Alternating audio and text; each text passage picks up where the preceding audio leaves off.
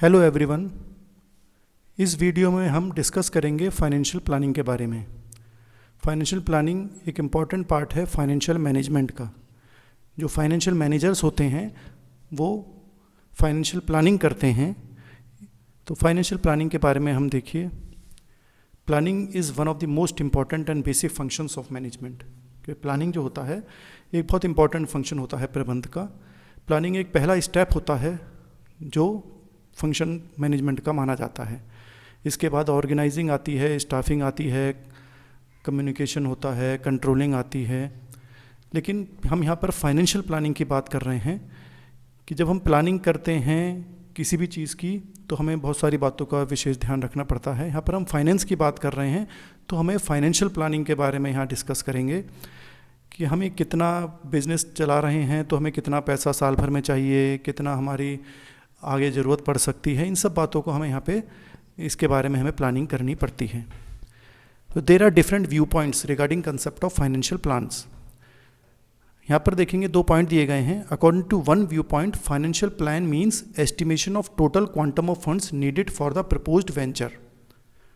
यानी कि पहले पॉइंट में बताया गया है कि फाइनेंशियल प्लान का है मतलब क्या बताया गया है कि हमें पूरे वर्ष में या कोई हम नया प्रोजेक्ट या नया बिजनेस शुरू कर रहे हैं तो हमें उसमें कितने फंड्स की ज़रूरत पड़ेगी, इसकी हम प्लानिंग करते हैं।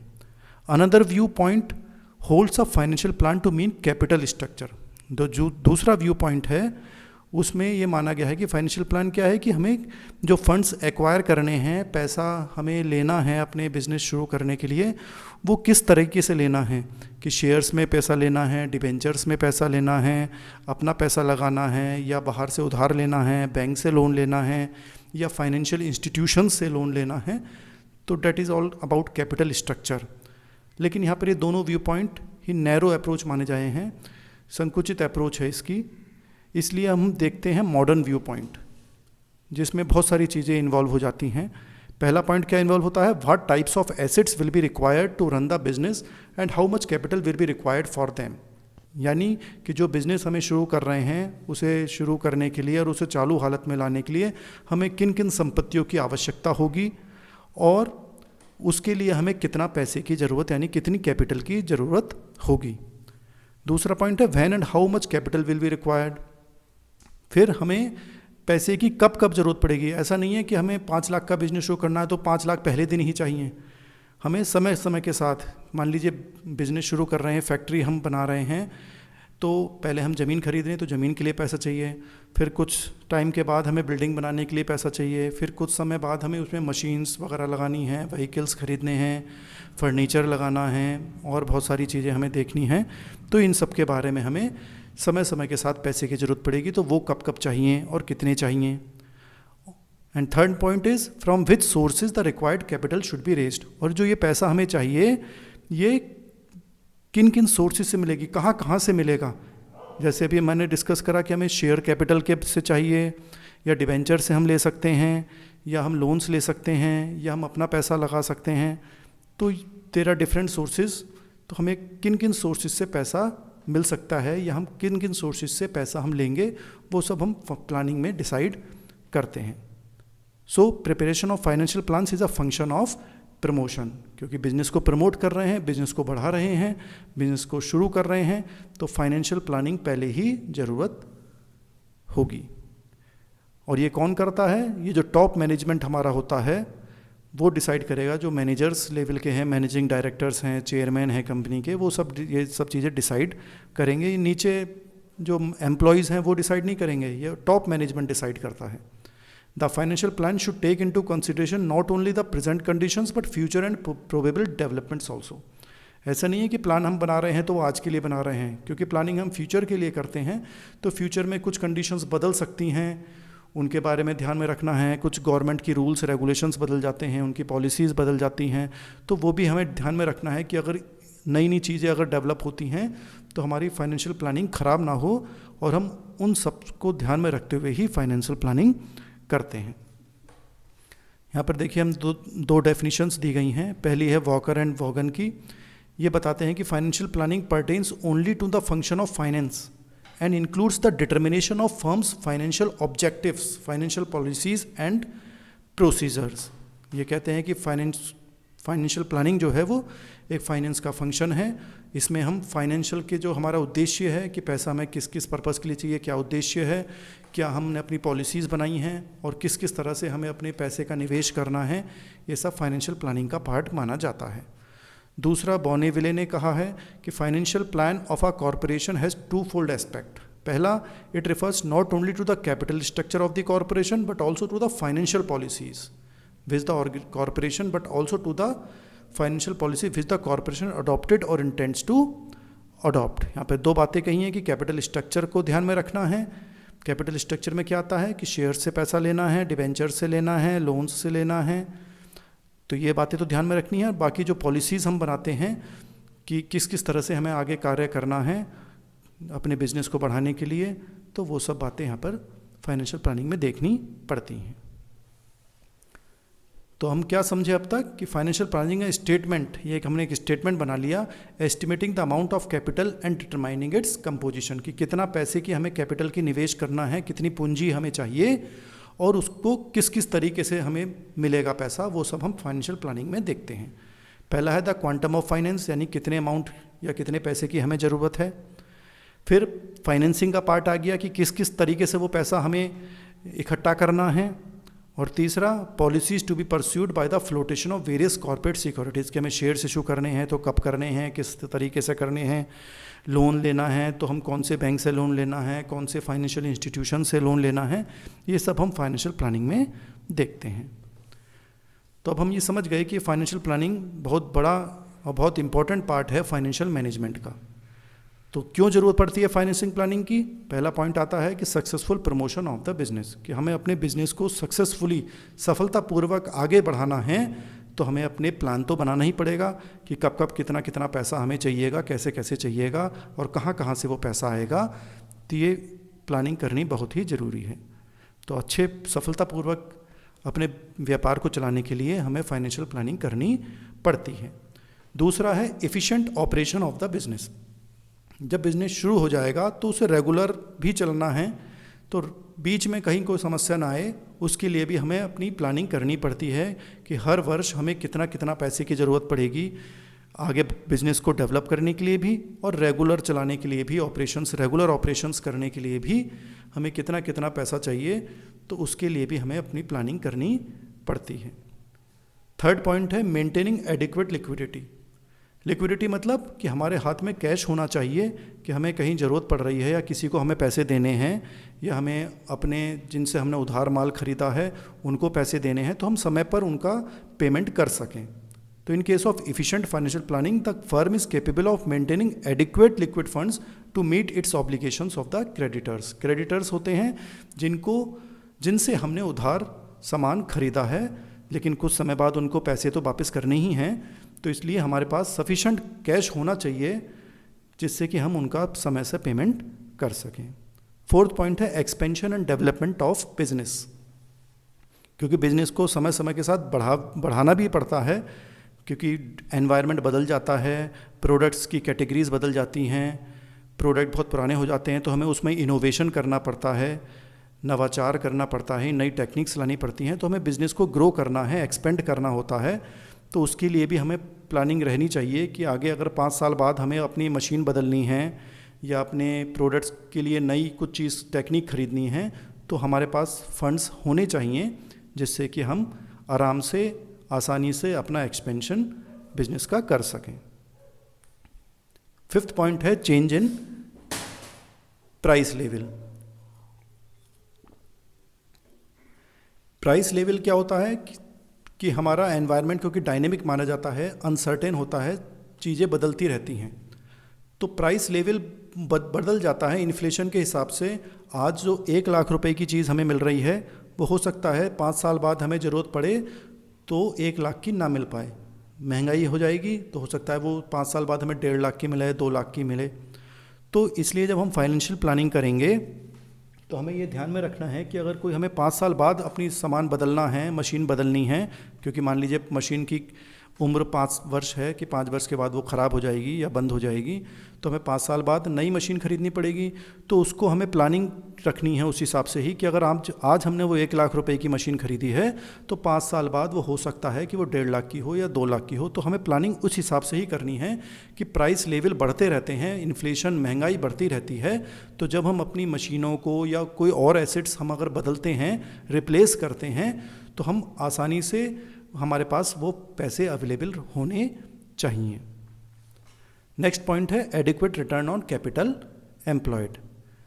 अब ये सभी चाहते हैं कि जब बिजनेस में हमने निवेश करा है, अपनी पूंजी लगाई है, तो हमें उसमें रिटर्न यानी कि प्रॉफिट भी मिलता रहना चाहिए। कभी कभी हम ज़्यादा पैसा लगा देते हैं और बिजनेस में उतने की आवश्यकता नहीं होती, तो वो पैसे बेकार पड़े रहते हैं। कभी कभी ऐसा होता है कि पैसे कम लगाए जाते हैं कि बिज़नेस के पास अपॉर्चुनिटी है ग्रो करने की, लेकिन हमारे पास पैसे ही नहीं हैं, तो भी हम उतना प्रॉफिट नहीं कमा पा रहे हैं। तो एक को हम कहते हैं ज़्यादा पैसा लगा दिया हमने बिज़नेस में, ज़रूरत से ज़्यादा पैसा है, तो उसे हम ओवर कैपिटलाइजेशन कहते हैं। कम पैसा लगा हुआ है तो उसे हम कहते हैं अंडर कैपिटलाइजेशन। तो दोनों ही चीज़ें नुकसानदायक होती हैं। हमें एडिक्वेट कैपिटल लगानी चाहिए, जितनी ज़रूरत हो उतनी कैपिटल बिजनेस में रहनी चाहिए, ना ज़्यादा ना कम। तो जब रेगुलर कैपिटल रहेगी, जितनी ज़रूरत है उतनी रहेगी, तो उसको हम सही से उपयोग कर सकते हैं उस पैसे का, जिससे कि हम अच्छा प्रॉफिट कमा सकें, ज़्यादा रिटर्न हमें मिल सके। नेक्स्ट पॉइंट आता है optimal capital structure at minimum cost. Financial planning में ये भी देखना है कि जो कैपिटल स्ट्रक्चर हमारा है वो मिनिमम खर्चे पर होना चाहिए। जैसे कि हम मान लीजिए हमें किसी फाइनेंशियल इंस्टीट्यूशन से लोन 10% के ब्याज पर मिल रहा है, 10% ब्याज पे मिल रहा है, लेकिन दूसरी जगह बैंक से हमें वो 7% पे ही मिल रहा है, तो हमें 7% वाले ब्याज वाले लोन को ही लेना चाहिए। तो इन बातों का हमें ध्यान में रखना है। कभी कभी ऐसा होता है कि जब हम शेयर्स में पैसा इशू करते हैं, शेयर इशू करते हैं पैसे के लिए, तो हमें डिविडेंड हो सकता है ज़्यादा देना पड़े, लेकिन अगर हम डिबेंचर इशू करते हैं तो उसमें रेट ऑफ इंटरेस्ट कम रहता है। तो ये कंपनी को देखना है कि हमें ज़्यादा से ज़्यादा पैसा मिल सके, लेकिन हमारा खर्चा उस पर कम से कम हो, यानी ऑप्टिमल कैपिटल स्ट्रक्चर हो एट द मिनिमम कॉस्ट। अब हम देखते हैं साउंड फाइनेंशियल प्लानिंग, जो अच्छा साउंड फाइनेंशियल प्लान है उसकी क्या कैरेक्टरिस्टिक्स हो सकती हैं। तो there are certain features.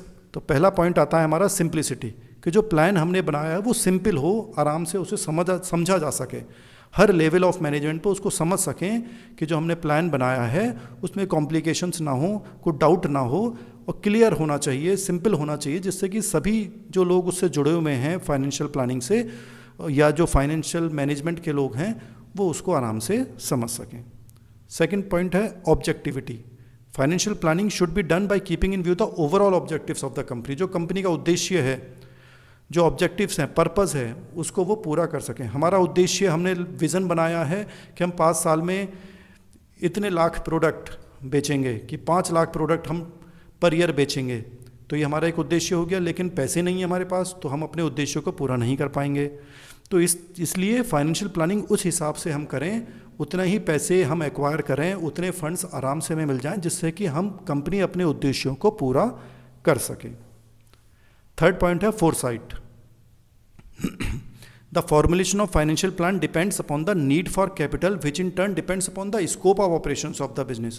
As such, the scope of business operations, both present and future, should be estimated as accurately as possible. यानी कि जो अभी मैंने आपको बताया कि हमें फ्यूचर के बारे में सोचना है, फोरसाइटेडनेस होनी चाहिए, फ्यूचर अपना मिशन क्या है, हमारा विज़न क्या है, वो हमें ध्यान में रखना चाहिए कि, और हमें पता होना चाहिए कि हमारे जो बिज़नेस ऑपरेशंस हैं वो किस किस तरह के होंगे। तो उस हिसाब से ही अपना प्लान हमें फॉर्मुलेट करना है, उस हिसाब से अपना फाइनेंशियल प्लान हमें बनाना है। तो वो एक्यूरेट होना चाहिए कि हमें फ्यूचर की रिक्वायरमेंट है, फ्यूचर में जो डिमांड है, हमें पैसों की ज़रूरत पड़ेगी, वो उस समय हमें आराम से अवेलेबल, आसानी से अवेलेबल हो सकें। नेक्स्ट पॉइंट है फ्लेक्सिबिलिटी। फ्लेक्सिबिलिटी मीन्स हम अपने प्लान में को बिल्कुल फिक्स्ड ना बनाएं, उसमें अगर ज़रूरत हो तो समय के हिसाब से उसमें हम परिवर्तन कर सकें अपना। अगर बिल्कुल फिक्स बना दिया कि इसमें कोई परिवर्तन नहीं हो पाएगा, तो समय के साथ साथ सिचुएशंस बदल जाती हैं, कंडीशंस बदल जाती हैं, हमारा जो बिज़नेस एनवायरनमेंट है वो बदल जाता है, तो हमें परेशानी होगी। तो प्लान हमारा इस तरीके का रहे कि उसमें अगर हमें कुछ चेंज करने हो तो समय के साथ हम उसमें चेंज कर सकें। नेक्स्ट पॉइंट है लिक्विडिटी। लिक्विडिटी मैंने अभी पहले भी डिस्कस करा कि हमारे पास कैश अवेलेबल होना चाहिए कि हमें अपने उधारकर्ता जो हैं उनको हम आराम से उनका पेमेंट कर सकें समय पे। कभी समस्या आ जाए, रिसेशन आ जाए, डिप्रेशन आ जाए, हमारे प्रोडक्ट ना बिक पा रहे हों, लेकिन खर्चे तो कम होते नहीं हैं, तो इसलिए हमारे पास कैश अवेलेबल रहना चाहिए जिससे कि हमारा बिजनेस स्मूथली रन कर सके। तो इसलिए लिक्विडिटी यानी कैश हमारे पास सफिशेंट अवेलेबल होना चाहिए। नेक्स्ट पॉइंट है प्रॉफिटेबिलिटी।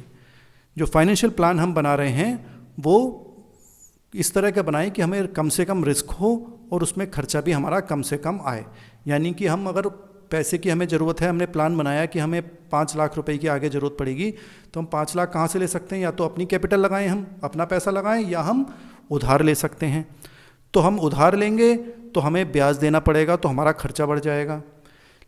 तो हमें उस हिसाब से ही काम करना है कि अगर हमारे पास अपना पैसा है तो हम अपना पैसा इन्वेस्ट करें, बिजनेस में निवेश करें, और अगर नहीं है तो कम से कम ही उधार लेने की ज़रूरत पड़े, और अगर उधार लेना भी पड़ रहा है तो हमें कम से कम ब्याज पे वो पैसा उपलब्ध हो सके। इस तरह की हमें प्लानिंग अपनी करनी चाहिए।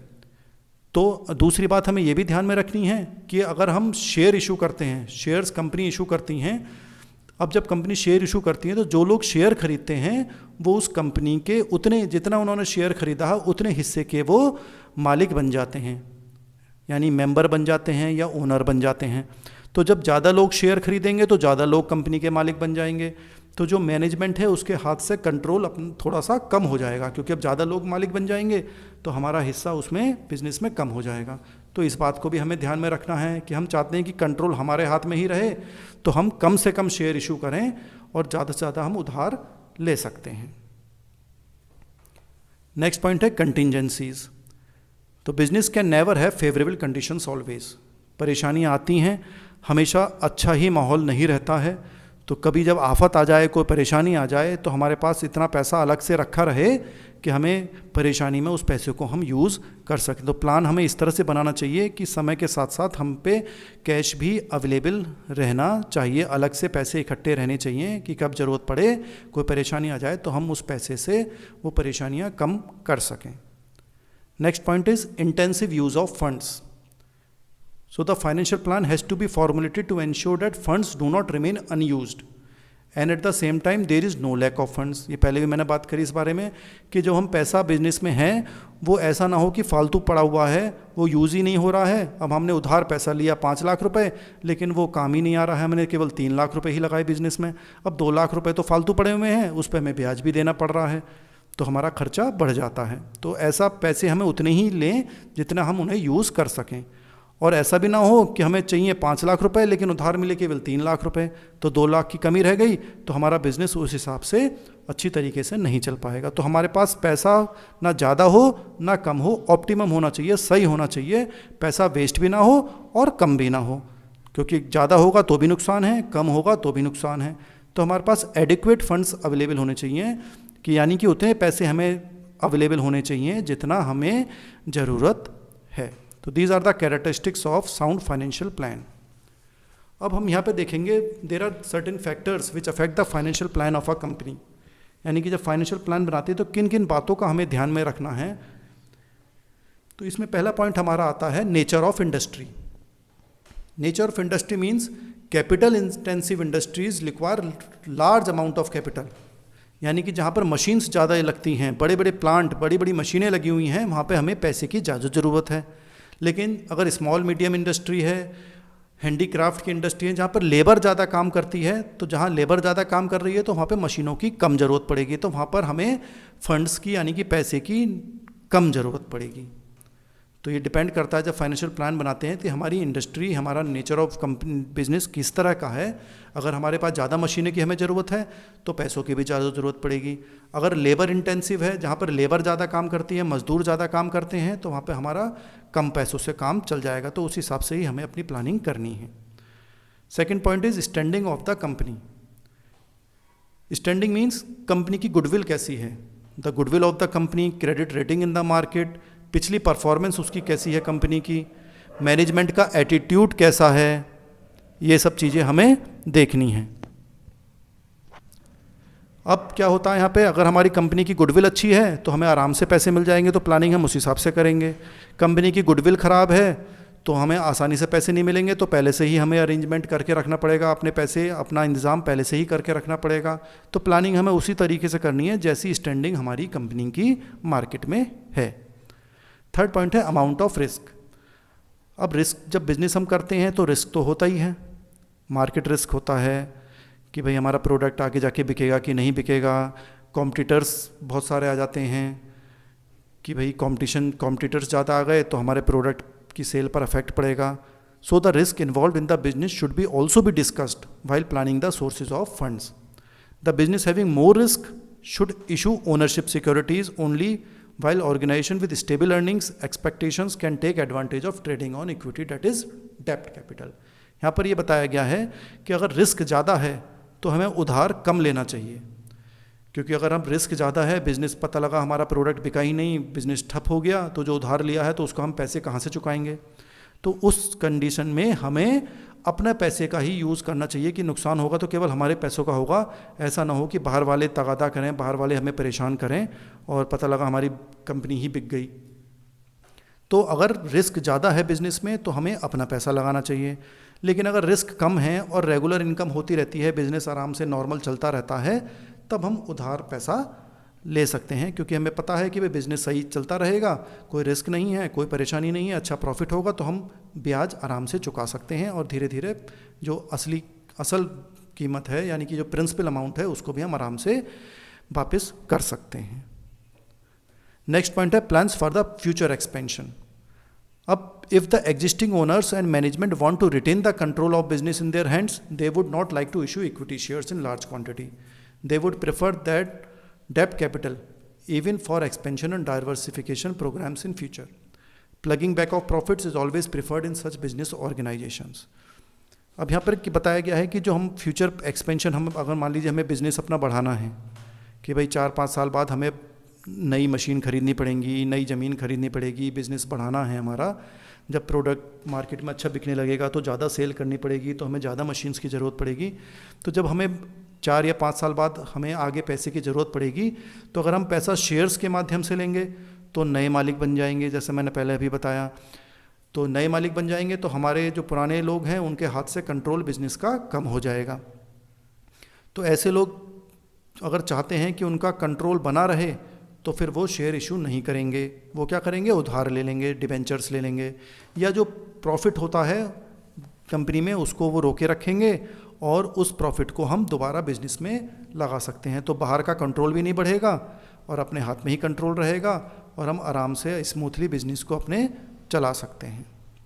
Next point is general economic conditions. Conditions जो होती है हमारी, जो क्योंकि एनवायरनमेंट डायनेमिक एनवायरनमेंट है, एकदम बदलता रहता है बिजनेस एनवायरनमेंट, तो इकोनॉमिक कंडीशंस भी बदलती रहती हैं।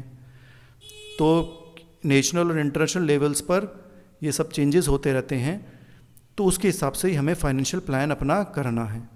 अ favourable economic condition will help in raising funds without any difficulty, कि अगर अच्छी कंडीशन है बिजनेस की तो पैसा भी हमें आराम से मिल जाएगा क्योंकि कंडीशन सही है, बिजनेस भी सही से चल रहा है। लेकिन on the other hand uncertain economic conditions में make it difficult for even a reputed concern to raise sufficient funds. जब कंडीशंस खराब होती हैं, रिसेशन है, डिप्रेशन है, सामान नहीं बिक रहा है, प्रोडक्ट हमारा सही से मार्केट में नहीं बिक पा रहा है, रिस्क बहुत ज़्यादा है, तो कोई हमारे बिजनेस में पैसा लगाना नहीं चाहेगा।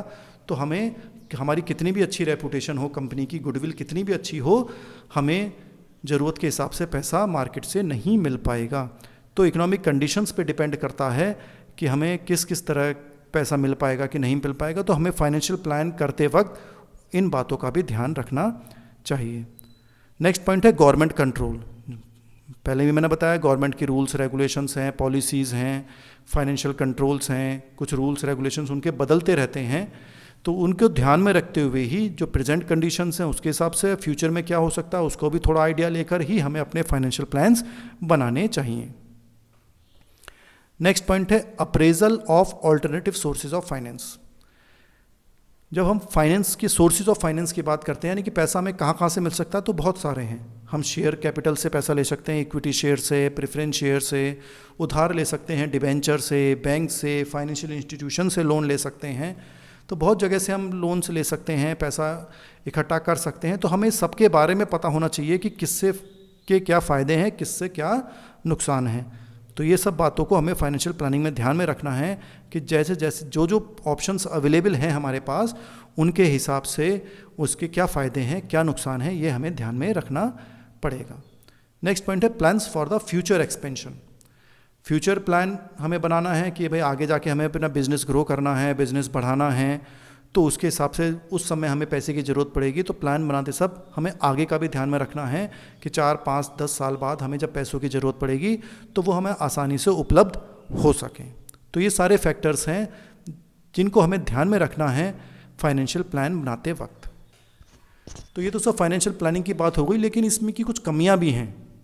फाइनेंशियल प्लान, क्योंकि हम प्लान फ्यूचर के लिए करते हैं और फ्यूचर के बारे में कुछ पता नहीं होता कि कल को क्या हो जाएगा, तो इसलिए फाइनेंशियल प्लानिंग की कुछ लिमिटेशंस हैं। पहला पॉइंट है एरर्स ऑफ फोरकास्टिंग, क्योंकि हम फ्यूचर के लिए फोरकास्ट कर रहे हैं, भविष्य का अनुमान लगा रहे हैं, और भविष्य का अनुमान गलत हो सकता है। कोई ज़रूरी नहीं है कि कल को क्या होगा, ये किसी को नहीं पता। तो जो हम फोरकास्ट कर रहे हैं, फ्यूचर के बारे में सोच रहे हैं, जो आइडिया ले रहे हैं, लगा रहे हैं, वो गलत भी हो सकता है। Thus, a financial plan should be periodically reviewed and necessary changes must be made in accordance with the changes in the economic and business environment. यानी कि जो प्लान हम कर रहे हैं, क्योंकि फ्यूचर के लिए पता नहीं, तो प्लान हमारा फ्लेक्सिबल होना चाहिए कि समय के साथ साथ उसमें हम बदलाव भी कर सकें, कि जैसे जैसे सिचुएशंस बदलती रहें उस हिसाब से हम अपने प्लान को भी चेंज करते रहें। सेकेंड लिमिटेशन आती है प्रॉब्लम ऑफ कोऑर्डिनेशन की। प्रॉब्लम ऑफ कोऑर्डिनेशन में क्या प्रॉब्लम आती है कि कोऑर्डिनेशन आपस में अच्छा नहीं हो पाता है। मैनेजमेंट, टॉप मैनेजमेंट कुछ सोच रहा है, मिडिल मैनेजमेंट कुछ सोच रहा है, फाइनेंशियल मैनेजर कुछ सोच रहे हैं, मैनेजिंग डायरेक्टर कुछ सोच रहे हैं। तो आपस में अगर टीम वर्क नहीं है तो प्लानिंग हमारी अच्छी नहीं हो सकती। हमने प्लान करा है कुछ हिसाब से, दूसरे लोग कह रहे हैं कि नहीं इस तरह से नहीं हो पाएगा, या आपको इस तरह से करना चाहिए था, आपको उस तरह से करना चाहिए था। तो कोऑर्डिनेशन आपस में अच्छा होना चाहिए। टीम वर्क अगर होगा तभी प्लानिंग हमारी अच्छी हो पाएगी। तीसरी परेशानी आती है इसमें, लिमिटेशन है रैपिड चेंजेस की, क्योंकि इकोनॉमिक कंडीशंस हैं, गवर्नमेंट पॉलिसीज़ हैं, वो समय समय के साथ एकदम बदलती रहती हैं। तो अगर ये बदल जाएंगी तो हमारा जो प्लान है वो बेकार हो जाएगा। तो इसलिए मैंने कहा कि हमें प्लान फ्लेक्सिबल रखना चाहिए, कि उस फ्लेक्सिबल मतलब उसमें हम बदलाव कर सकें। तो अगर समय के साथ साथ जो भी चेंजेस होते हैं उसके हिसाब से ही अपनी प्लानिंग हमें बदलती रहनी चाहिए। नेक्स्ट लास्ट पॉइंट है इसमें attitude of a financial manager.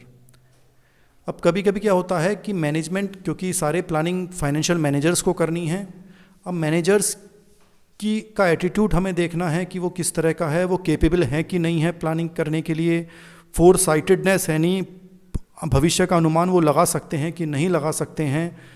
तो ये सब चीज़ें उनकी काबिलियत देखनी पड़ती है, उनकी साइकोलॉजी कैसी है, उनका क्या एटीट्यूड है, तो इस पे भी प्लानिंग डिपेंड करती है। कोई पॉजिटिव थिंकिंग का आदमी हो सकता है, कोई नेगेटिव थिंकिंग का आदमी हो सकता है, तो उनके एटीट्यूड है, उनकी कैसी साइकोलॉजी है, क्या वो फ्यूचर के बारे में सोचते हैं, बिजनेस के बारे में सोचते हैं, तो ये सब बातें प्लानिंग को अफेक्ट करती हैं। इसी के साथ हम फाइनेंशियल प्लानिंग को समाप्त करते हैं। अगर किसी को कोई समस्या है तो वो चैट बॉक्स में लिख सकता है, मैं उनके क्वेरी का जवाब ज़रूर दूंगा। Thank you.